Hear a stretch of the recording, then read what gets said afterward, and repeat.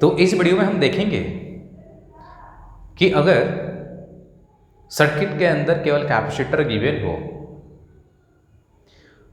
और एक किसी कैपेसिटर पे हमें चार्ज फाइंड करना हो, टोटल चार्ज फाइंड करना हो, या कैपेसिटर के अक्रॉस पोटेंशियल डिफरेंस फाइंड करना हो, तो उसे सिंगल लाइन में ही कैसे सॉल्व कर ले। ठीक है, बड़ा इक्वेशन होगा तो उस हिसाब से बड़ा सर्किट होगा तो उस हिसाब से 2 से 3 इक्वेशन भी बन सकते हैं, वो सिचुएशन के ऊपर डिपेंड करता है। बट हाँ, क्वेश्चन बहुत ही फास्ट हो जाएंगे। आपको वहाँ पे ये समझने की ज़रूरत नहीं कि कॉम्बिनेशन पैरेलल है या सीरीज है, उस पर माथा मारना ही नहीं अपने को। लेकिन जो हम बेसिक नॉर्मली हम जो 12th में मेथड अपना देखते हैं, वो मेथड काफ़ी लंबा हो जाता है और वहाँ पे बिना सीरीज और पैरेलल को समझे आप सॉल्व नहीं कर सकते। तो पहले सीरीज पैरेलल से हम सी इक्विवेलेंट को कैलकुलेट करते हैं, ठीक है ना, फिर अलग अलग हम चार्ज या पोटेंशियल को फाइंड आउट करते हैं। यहाँ पे उसकी ज़रूरत नहीं है। बट मैं अभी इस क्वेश्चन को एक नॉर्मल मेथड जो हमने जाना है, सीखा है, उसको पहले बताऊंगा और फिर उसके बाद बताऊंगा कि वो सबसे फास्ट मेथड क्या हो सकता है। ठीक है, ध्यान रहे कि अगर ये जो चीज़ें मैं अभी बताऊंगा, अगर ये आपको समझ में आए, अच्छा लगे और आप चाहोगे कि इस पे मैं पूरा एक वीडियो बना के दूं आपको, ठीक है, बहुत सारे क्वेश्चंस मैं यहाँ पे कवर कर लूँ। और देखो, इस कॉन्सेप्ट का फ़ायदा ये भी है कि तुम्हारा जो करंट इलेक्ट्रिसिटी में रेजिस्टेंस वाला जो सर्किट होगा, उसको भी आप बहुत ही फास्ट सॉल्व कर सकते हो। और ध्यान रहे, पैटर्न चेंज हुआ है, आपके तरीके भी चेंज हो जाए तो ज़्यादा बेहतर है अच्छे रिजल्ट के लिए। तो इस वीडियो पे कम से कम मुझे 50 लाइक्स मिलने चाहिए। ठीक है, पसंद आए तो कम से कम मुझे 50 लाइक्स मिलने चाहिए, तब जाकर के मैं आपसे प्रॉमिस करता हूं कि कंप्लीट एक बेहतरीन वीडियोस दूंगा मैं, जिससे आपका कैपेसिटर है ना, तो कैपेसिटर वाला अलग बना दूंगा और रेजिस्टेंस वाला फिर अलग बना दूंगा मैं। ठीक है, तो आपसे मैं उम्मीद रखूंगा, अगर आपको मज़ा आए तो कम से कम मुझे 50 लाइक्स चाहिए अगले वीडियो के लिए इसी टॉपिक पे। तो देखते हैं पहले इस क्वेश्चन को, जो नॉर्मली आपके दिमाग में चलेगा क्या है। देखो, ये और ये पैरेलल कॉम्बिनेशन आपको क्लियरली दिख रहा है। इन दोनों का कॉम्बिनेशन इसके साथ सीरीज में है, क्लियर। अब देखो, पोटेंशियल डिफरेंस अक्रॉस इस this capacitor and this capacitor will different, है ना। तो इसके अक्रॉस मैंने मान लिया V1 और इसके अक्रॉस आपका V2। क्योंकि ये दोनों कैपेसिटर पैरेलल में है तो दोनों का पोटेंशियल भी सेम होगा और वो मैंने लिया V2। तो V equal to V1 plus V2। Okay, V जो है आपका 4 वोल्ट का है। अब V Q equal to CV, I think सही है, Q equal to CV। Okay, तो अगर मैं यहां से V कैलकुलेट करने की कोशिश करूं तो Q अपॉन में C, नो डाउट। तो ये हो जाएगा आपका Q1 अपॉन में C1 प्लस Q2 अपॉन में C2। अब देखेंगे Q1 और Q2। अब देखो, इन दोनों का जो कॉम्बिनेशन है इसके साथ सीरीज में है, तो दोनों पे जो चार्ज हो स्टोर होगा वो इक्वल होगा। कुछ नई बातें भी मैंने यहाँ पे ऐड करवा दी, ठीक है, आप लोग इसे किसी और मेथड से भी कर दें। इन दोनों पे ध्यान रहे, इन दोनों का जो कॉम्बिनेशन है इसके साथ सीरीज में है, तो इस पे जो चार्ज स्टोर होगा, है ना, इन दोनों के कॉम्बिनेशन पे, और इस पे जो चार्ज स्टोर होगा वो दोनों इक्वल होगा। आपको पता होना चाहिए कि कॉम्बिनेशन अगर सीरीज हो तो हर कैपेसिटर पे जो चार्ज स्टोर होगा वो इक्वल होगा, क्लियर। पोटेंशियल डिफरेंस अलग अलग होंगे। तो अब देखो, Q1 Q2 इक्वल है तो मैं क्या यहाँ से Q को बाहर कर लूँ, तो 1 अपॉन में C1 और 1 अपॉन में C2 की जगह पे मैं C इक्विवेलेंट लिखूँ तो ज़्यादा बेहतर होगा, क्योंकि मैंने इन दोनों का कॉम्बिनेशन यहाँ पे कंसिडर किया है। ठीक है, तो मैं यहाँ पे C इक्विवेलेंट कर लेता हूँ और C इक्विवेलेंट ना करके मैं CP लिख लेता हूँ। ठीक है, अब बताओ CP कितना होगा, डायरेक्ट ऐड कर देंगे 9।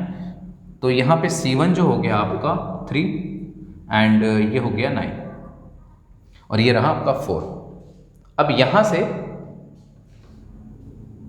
सॉल्व करें इसको तो ये हो जाएगा Q इंटू ये 9, ओके, 3 + 1 4/9।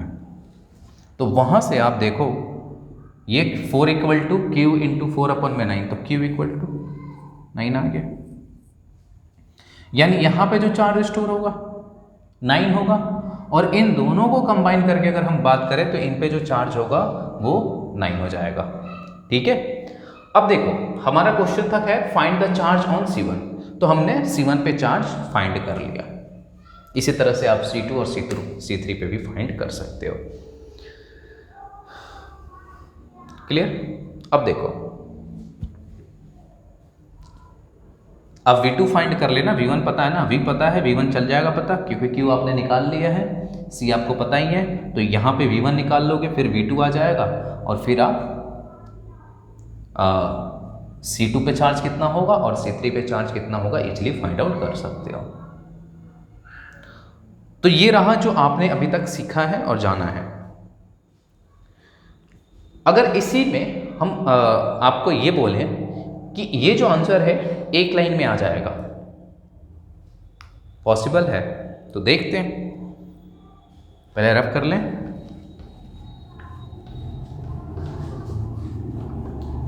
हमें ये देखने की ज़रूरत ही नहीं है कि कॉम्बिनेशन सीरीज में है या फिर पैरेलल में है। जिस भी कैपेसिटर में चार्ज पूछा जाए या जिस भी कैपेसिटर के अक्रॉस पोटेंशियल डिफरेंस पूछा जाए, हम बहुत ही इजीली फाइंड आउट कर सकते हैं 30 से 1 मिनट्स के अंदर, 30 सेकेंड से 1 मिनट के अंदर आप इसे इजीली फाइंड आउट कर सकते हो। तो देखो, हमें इसमें वो पॉइंट पकड़ लेने हैं, ठीक है ना, जो पॉइंट कहीं से भी बैटरी से कनेक्टेड ना हो, मतलब पॉइंट बोल ले, है ना। तो ये वाला देखो, आप यहाँ पे लो, यहाँ पे ले लो पॉइंट, है ना, कहीं पे भी। अब यहाँ पे मैंने एक पॉइंट चलो ले लिया और जिसका पोटेंशियल हमने मान लिया x। अब देखो इससे, है ना, इस साइड से जो प्लेट है ये डायरेक्ट बैटरी से कनेक्टेड नहीं है। क्लियर? तो अब देखो क्या लिखोगे। अच्छा, इस पॉइंट पे बताओ पोटेंशियल कितना होगा और इस पॉइंट पे पोटेंशियल बताओ।